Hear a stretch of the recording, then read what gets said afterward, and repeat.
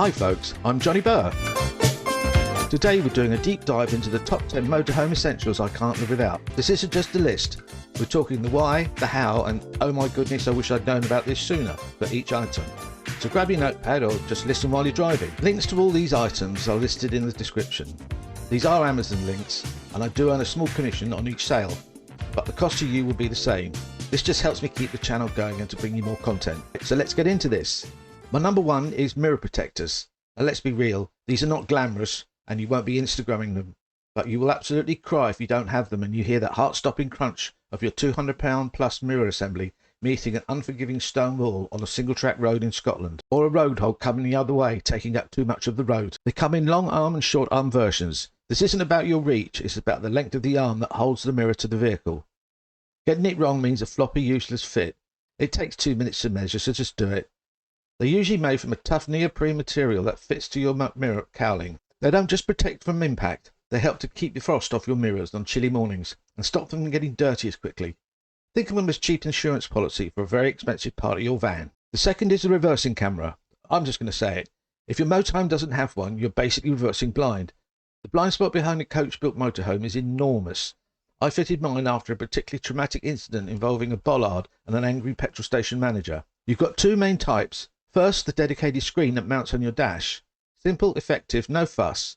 And the second is my personal favourite. It's a rear view mirror display. Looks like a normal mirror until you put the van into reverse. Then the screen activates and shows you the camera feed. It's genius because it doesn't just clutter up your dashboard. Installation can be a bit of a wiring job, but it's 100% worth paying a professional if you're not confident. It's the single best thing I've done to my stress levels while driving. In at number 3 is fire safety. Everyone has a red powder extinguisher, but have you ever had to use one? The powder gets everywhere. It's corrosive, messy, and often writes off your van's interior. That's why I switched to a fire safety stick. This thing is incredible. It's about the size of a tall beer can.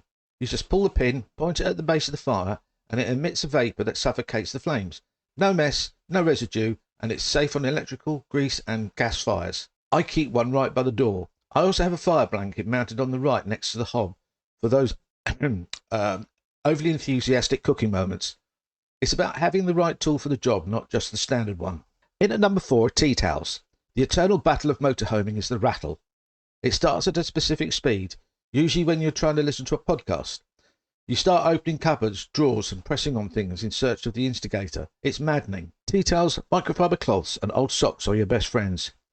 The goal is to fill the dead space between items in the cupboard. A rolled up tea towel stuffed between a stack of plates and a pan stops it from clattering together. A non-slip mat, those rubbery mesh things, under a kettle or a toaster stops them sliding around and crashing into each other. It's not about stuffing things in, it's about strategic placement, and the end result is better than placing the last piece into a jigsaw puzzle. A quiet motorhome is a happy motorhome. At number 5 is the good old gas kettle. This is the heart of the van. The ritual of making a cup of tea is everything, but if you're off-grid, your 240 electric kettle is just a paperweight. A dedicated gas kettle is designed for a flame. It has a wider, flat base for better heat distribution, so it boils surprisingly quickly. Mine is a gorgeous Chelsea blue, a little bit of joy every time I use it. The sound of it whistling as I'm parked up by a beach or a forest is the ultimate symbol of freedom. It means that I'm home, wherever I am. Taking up the number 6 spot is my internet dongle. Working while on the road is a must, so it's non-negotiable. But even for leisure, it's how you find your next parking spot, check the weather, or stream a movie for the evening. I have a 3-pronged approach for redundancy, which I'll cover in another whole episode. But for most people, a simple 4G, 5G Wi-Fi dongle from a good network provider is perfect. Just plug it into a USB port and it creates a Wi-Fi bubble inside your van, and all your devices connect to it. Look for one with an external antenna port for a stronger signal. It's your quick, cheap and easy ticket to staying connected. At number 7 are my traction mats. Getting stuck is not a matter of if, but when. I've been stuck several times. Once was on a deceptively soft campsite field after a bit of summer rain. I was inches from a hard standing to spinning my wheels. These mats are often called mud mats or recovery tracks. They're made of super strong plastic with deep treads. You simply wedge them in the front or behind your drive wheels and drive slowly onto them. They give your tyres something to grip onto instead of just digging deeper. I keep mine in a bag in a locker, as they do tend to get rather dirty, and they've got me out of trouble every single time, giving me total peace of mind. And number 8 are my levelling ramps. Trying to sleep on a slope is an experience. you wake up feeling like you rolled down a hill all night. Leveling ramps fix this. They're essentially chunky plastic ramps you drive your wheels onto to lift the lower side of the van. For the solo driver, place a chock behind the wheel opposite the ramp. This stops the van from rolling backwards as you drive up. It makes it a one-person job. Takes a bit of practice, but now I can get level in under 2 minutes.